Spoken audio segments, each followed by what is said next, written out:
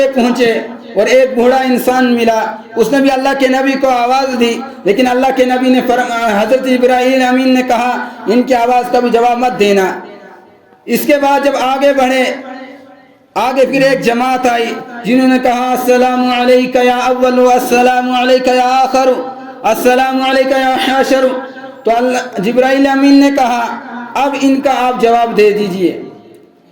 تو حضرت جبرائیل نے جب اللہ کے نبی نے دریافت کیا تو حضرت جبرائیل امین نے کہا کہ پہلے جو انسان ملا تھا، بوڑھی عورت ملی تھی، کہا وہ دنیا تھی، اور جو بعد میں جو بوڑھا شخص ملا تھا وہ شیطان تھا، وہ آپ کو اپنی طرف مائل کرنا چاہ رہے تھے، اس لیے میں نے آپ کو کہا تھا کہ آپ ان کو جواب مت دیجیے۔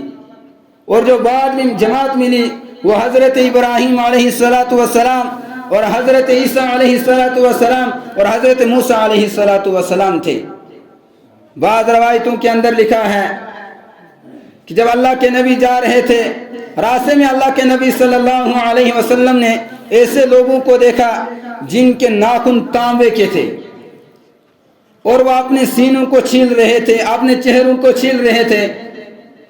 فرمایا جبرائیل امین یہ کون لوگ ہیں؟ تو جبرائیل امین نے کہا یہ آپ کی امت کے وہ لوگ ہیں جو ایک دوسرے کی غیبت کرتے ہیں۔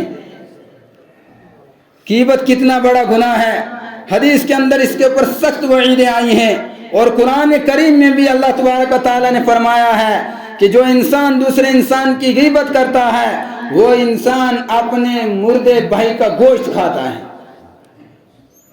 حدیث کے اندر اللہ کے نبی صلی اللہ علیہ وسلم نے فرمایا الغیبت اشد من الزنا، کہ غیبت جو ہے وہ زنا سے بھی بری چیز ہے۔ لیکن میں اور آپ یہ تصور نہیں کرتے ہیں، ہم دن رات میں غیبت میں ملوث رہتے ہیں، مجھے اور آپ اس کو گناہ ہی نہیں سمجھتے ہیں۔ زنا کو ہم گناہ سمجھتے ہیں لیکن غیبت کو کبھی ہم نے گناہ نہیں سمجھا کہ غیبت کرنا کتنا بڑا گناہ ہے۔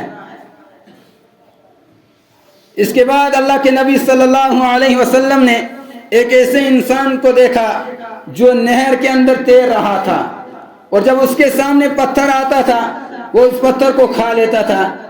اللہ کے نبی صلی اللہ علیہ وسلم نے فرمایا اے جبرائیل امین یہ کون سا انسان ہے؟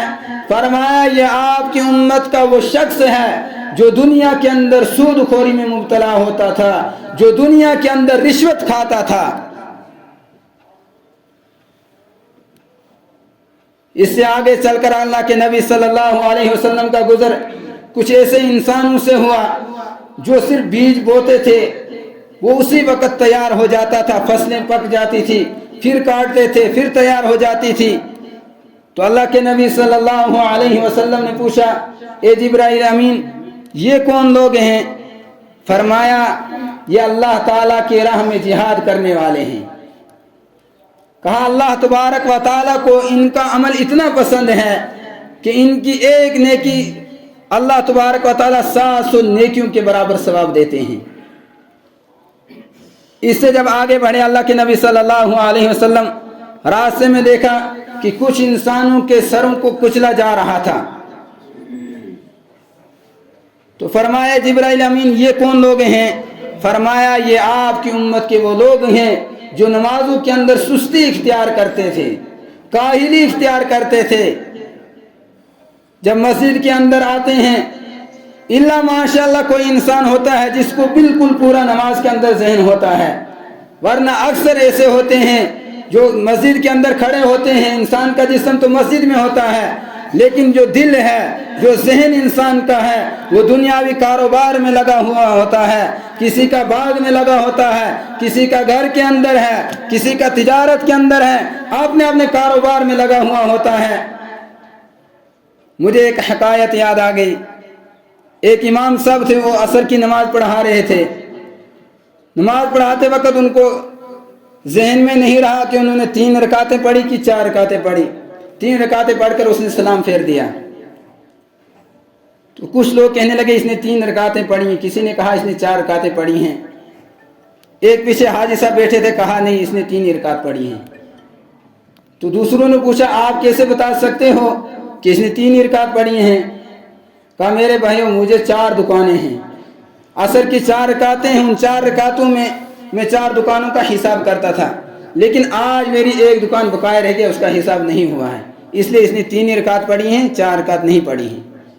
میرے اور آپ کی نماز کا بھی یہی حال ہے، ہم ہوتے یہاں ہیں لیکن ذہن ہمارا یہاں نہیں ہوتا ہے، دل ہمارا یہاں نہیں ہوتا ہے کہ میں اور آپ اللہ تعالیٰ کے سامنے کھڑے ہیں، اللہ تعالیٰ ہمیں دیکھ رہا ہے، یہ میرا اور آپ کا ذہن نہیں ہوتا ہے۔ ایسے نمازیوں کے بارے میں جب دیکھا کہ ان کے سروں کو کچلا جا رہا تھا تو اللہ کے نبی نے فرمایا یہ کون ہیں؟ فرمایا یہ آپ کی امت کے وہ لوگ ہیں جو نمازوں کے اندر کاہلی اور سستی اختیار کرتے تھے۔